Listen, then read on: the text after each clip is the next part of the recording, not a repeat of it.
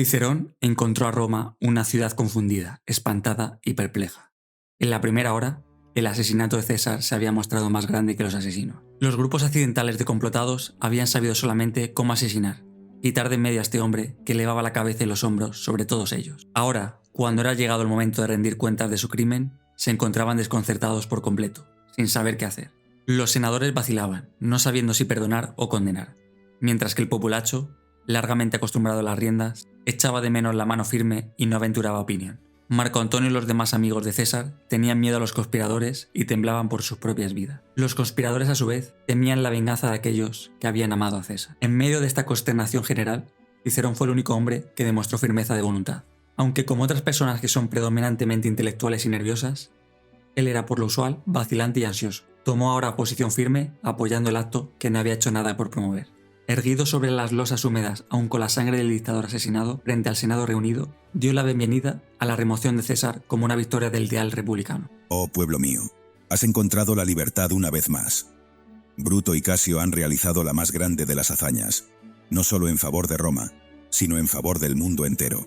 Pero al mismo tiempo, demandó que se le diera su más alto significado a lo que en sí mismo era una acción sanguinaria. El poder se había disipado ahora que César había muerto. Debían instantáneamente proceder a salvar la República, a restablecer la Constitución romana. Debía privarse del consulado a Marco Antonio y conferirse la autoridad ejecutiva a Bruto y a Casio. Por primera vez en su vida, este devoto de la ley instó para que durante una hora o dos fueran desconocidas las disposiciones de la ley, para dar vigor sin cesar a la prevalencia de la libertad. La hora señalada para Marco Tulio Cicerón, que él había anhelado tan ardientemente desde el derrocamiento de Catilina, había llegado al fin con los idus de marzo, en los cuales había sido derribado César. Y si él hubiera aprovechado esta oportunidad, nos habría enseñado a todos en la escuela una historia romana diferente. En este caso, habría llegado a nosotros el nombre de Cicerón en la rima de Livio y en las vidas de Plutarco, no solo como el de un autor célebre, sino como el del genio de la libertad romana. Habría sido la suya la gloria imperecedera de haber tenido los poderes de un dictador y haberlo restaurado voluntariamente al pueblo. Pero una y otra vez se repite la historia de la tragedia del hombre de estudio, porque cargado con un sentido excesivo de responsabilidad, raramente se muestra hombre decisivo de acción. Repetidamente encontramos la misma hendidura en personas intelectuales y creadores. A causa de que ven mejor las locuras de la época, son más impacientes para intervenir, y en una hora de entusiasmo se lanzarán impetuosamente a la arena política.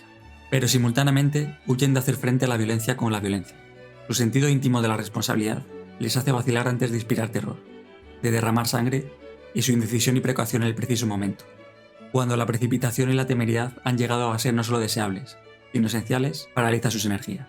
Después de este primer impulso, comenzó Cicerón a darse cuenta de la situación con alarmante claridad. Observando a los conspiradores, a los que el día antes había exaltado como héroes, vio que no eran más que débiles criaturas, al punto de huir de la sombra de su propia hazaña.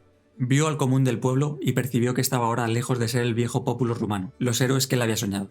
Era solo la plebe degenerada que no pensaba más que en provecho y placeres, pan y circo. Un día adularían a Bruto y a Casio, los asesinos de César, al siguiente aplaudirían a Antonio cuando éste los convocara para tomar venganza, y el tercero glorificarían a Dolabela por haber destruido la estatua de César. En esta ciudad depravada, llegó él a comprender, no existía una sola alma que estuviera llena de devoción incondicional a la idea de libertad. La sangre de César había sido derramada en vano, el asesinato había sido inútil, porque todos rivalizan uno con otro.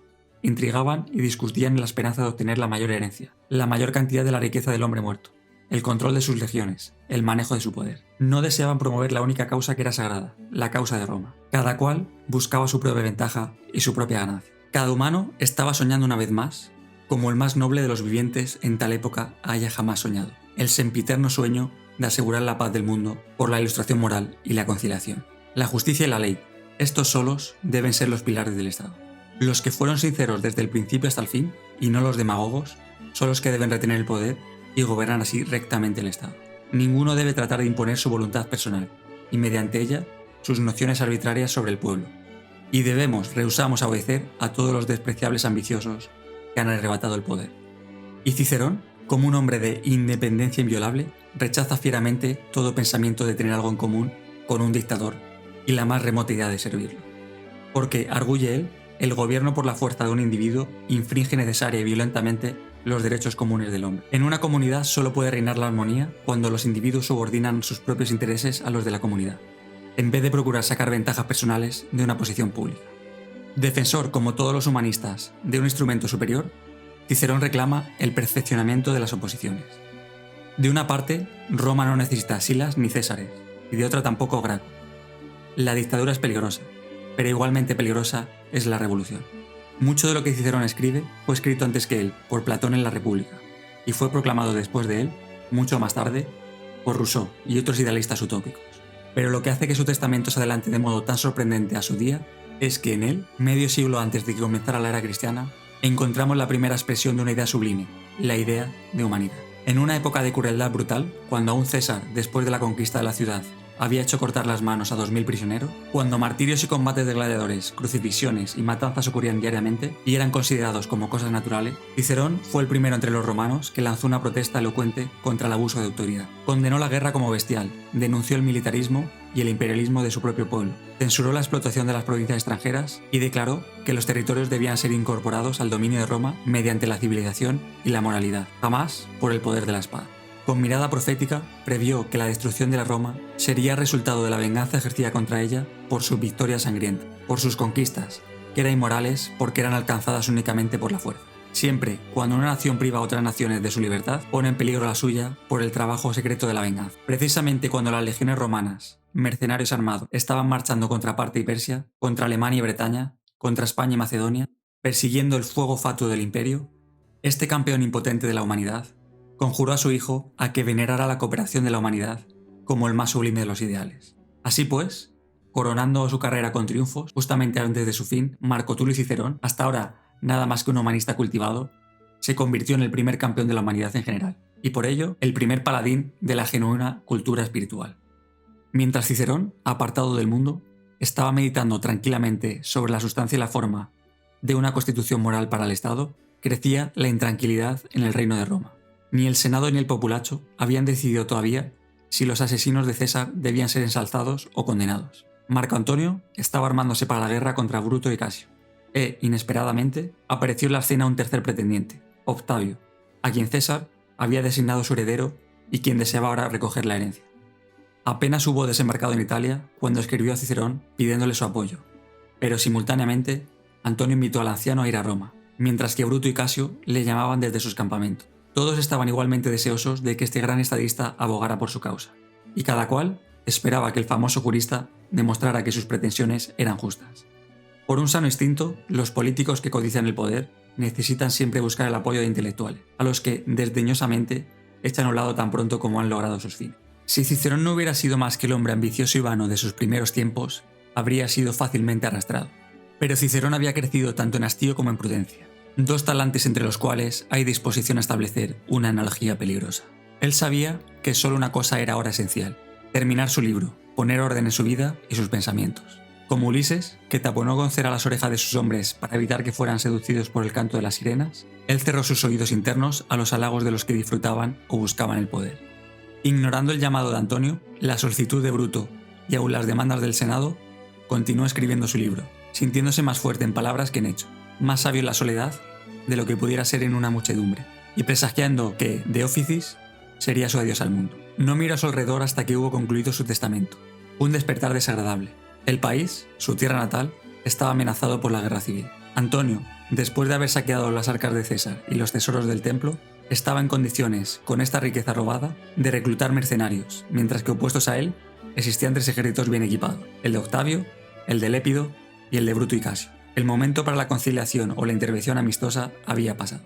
El asunto que aguardaba decisión era saber si Roma sucumbía a un nuevo cesarino, el de Antonio, o si la república había de continuar. En una hora semejante, cada cual tenía que hacer su elección. Hasta Marco Tulio Cicerón tenía que elegir, aunque había sido siempre cauto y reflexivo, a uno que prefiriera la transacción, que mantuviera sobre los partidos o vacilara entre ellos. En este punto ocurrió una cosa extraña. Cuando Cicerón hubo entregado a su hijo su testamento, De Officis, pareció como uno que ha vivido despreocupado de la vida, inspirado con nuevo valor. Conoció que su carrera, política o literaria, estaba concluida. Había dicho todo lo que quiso decir y tenía poco campo para posterior experiencia.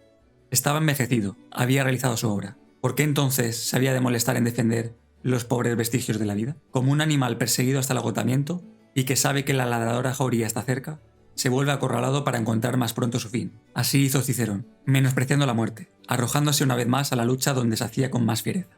El que durante meses y años había manejado solo el mudo estilo, recurrió una vez más al rayo del discurso y lo lanzó contra los enemigos de la República. El espectáculo fue quebrantador. En diciembre, el hombre de cabellos grises avanzó una vez más al foro y rogó a los romanos que se mostraran dignos de sus antecesores. Lanzó 14 filípicas contra Antonio, el usurpador, que había rehusado obedecer al Senado y al pueblo.